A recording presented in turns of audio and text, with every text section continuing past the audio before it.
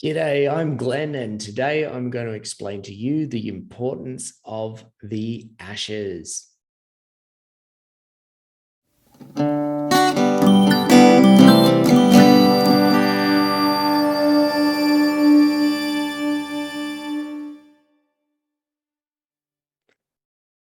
I often get asked by people coming to Australia and people recently arrived in Australia, why Australians so obsessed with the Ashes? Why people talk about it all day in the office? And why is it so important to them? And especially at the moment when there is an Ashes series on, it is all some people will want to talk about. So I'm going to tell you a little bit about it so you can join in these conversations too. The Ashes is a renowned cricket series played between England and Australia. It's one of the oldest international rivalries in world sport. It's one of the most prestigious competitions and rivalries as well. It began before Australia was even a country, while it was just a collection of colonies. It dates back to 1868 originally, with an unofficial tour of Indigenous Australians playing cricket in England. The first official test match ever played was held in 1877 in Melbourne at the Melbourne Cricket Ground.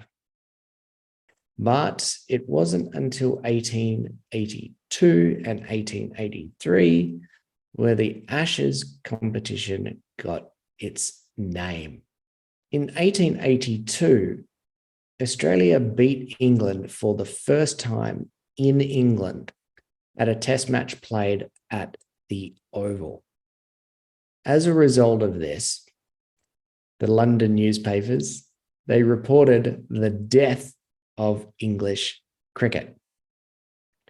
In a fake obituary, they declared that English cricket was dead and buried. So the next series in the 1882-1883 series, which was to be held in Australia, the captain that was leading the English cricket team, Ivo Bligh, said that he was going to Australia to return the Ashes of English cricket to England.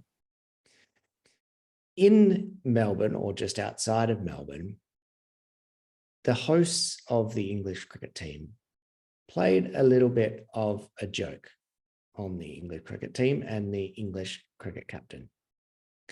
Lady Clark and Florence Morphy presented Ivo Bligh, the captain of the English cricket team, with the remains of a burnt bale in an urn as a joke. A bale is a piece of equipment used in cricket. Florence Morphy, one of the ladies that presented this little bit of a joke, went on to commit treason on Australia by actually marrying Ivo Bligh at this time. The English cricket team would go on to win that series, the 1882-1883 series, 2-1. And they were presented with this urn with the Ashes again at the end of that series for winning the series. Ivo Bligh kept this urn with the Ashes. And then on his death, after his death, he donated the urn to the Marylebone Cricket Club, the MCC. And so from this point on, the winner of the Ashes was presented with this urn.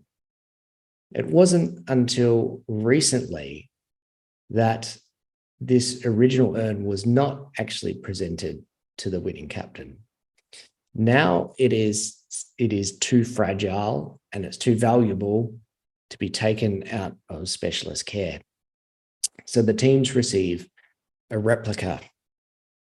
But it is one of the most interesting trophies in sport. It's certainly one of the smallest trophies in world sport as well.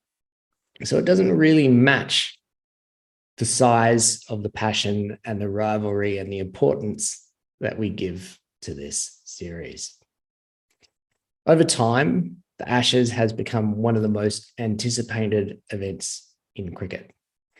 Every 2 years, English people and Australians will obsess about what is going to happen in the Ashes series. Every 2 years, it is held either in England or Australia. And so in this year, 2023, it is being held in England. In another 2 years' time, it will be in Australia again.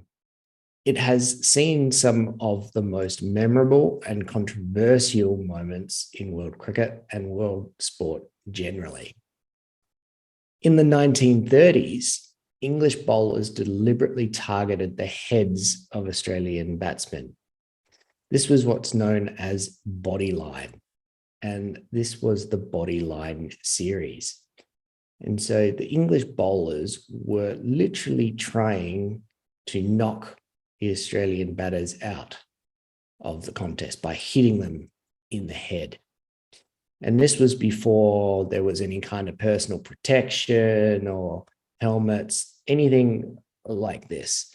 And cricket was seen as a very gentlemanly sport, played in good spirits, that you weren't there to hurt anyone else. You were there to actually enjoy the game and enjoy the sport. So this was quite a controversial time in world cricket. Recently, there's been calls for there's been problems with a lack of perceived sportsmanship, with people appealing for decisions and wickets and dismissals that perhaps shouldn't be given. Also, there was a lot of controversy when people stopped walking as well. A long time ago, if you hit the ball and you got caught, you would walk. But now, people don't do this. And so this has caused a lot of arguments in a lot of the series, and a lot of verbal abuse from crowds and so on towards different players. There's also been a lot of really positive moments as well, especially if you're an Australian cricket fan. For me, perhaps the best moment ever in an Ashes series was Shane Warne's ball of the century. And also the accompanying commentary was perfect for this as well. First ball in Test cricket in England for Shane Warne. And he's done it. He started off with the most beautiful delivery. Gadding has absolutely no idea what has happened to it. He still doesn't know. He asked Kenny Palmer on the way out. Kenny Palmer just gave him a raised eyebrow and a little nod, and that's all it needed. There have been several hat-tricks as well, and Shane Warne also got one of these. So Shane Warne on a hat-trick. He's got 2 in 2, and he's going to bowl to Devon Malcolm. This is the first one. LBW, that's to Freitas out, plumb LBW, and very next ball, Darren Goff out caught behind. This is how it's happened. So 2 out of 2, and now we've got Devon. 5 men plus the keeper around the batsman. There we go. Fleming took the last one. Merv Hughes before him. Yes! Oh, he's got him! Is he got him? Yes, he has. He's got him. It's a hat-trick. Yes, he's gone. He's gone. It's a hat-trick.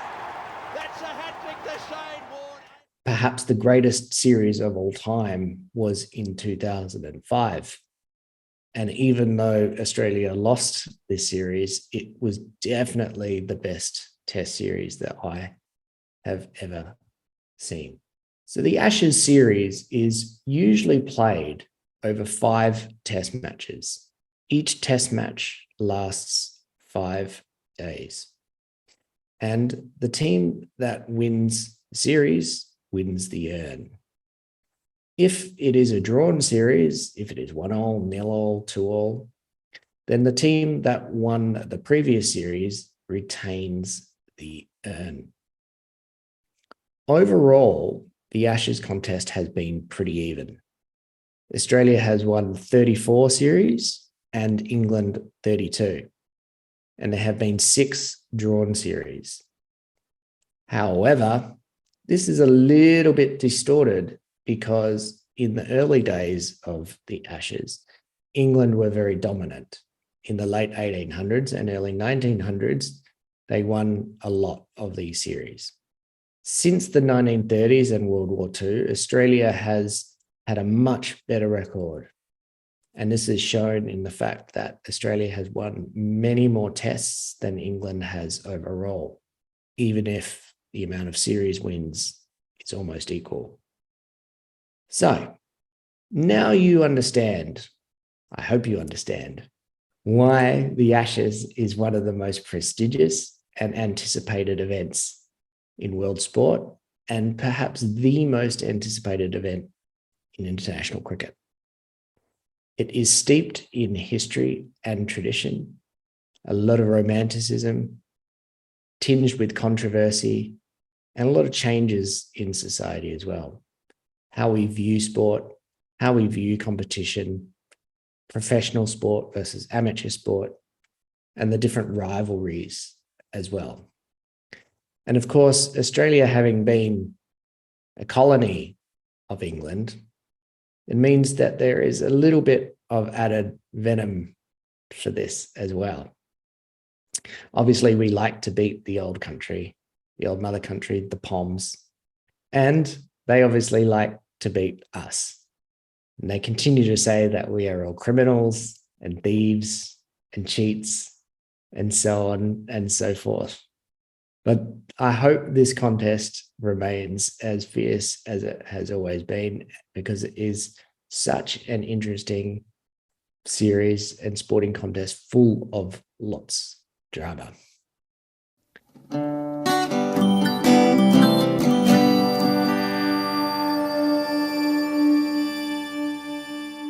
For more information about the Australians Teach English Institute, go to australiansteachenglish.com or follow us on Instagram, Facebook and YouTube at Australians Teach English.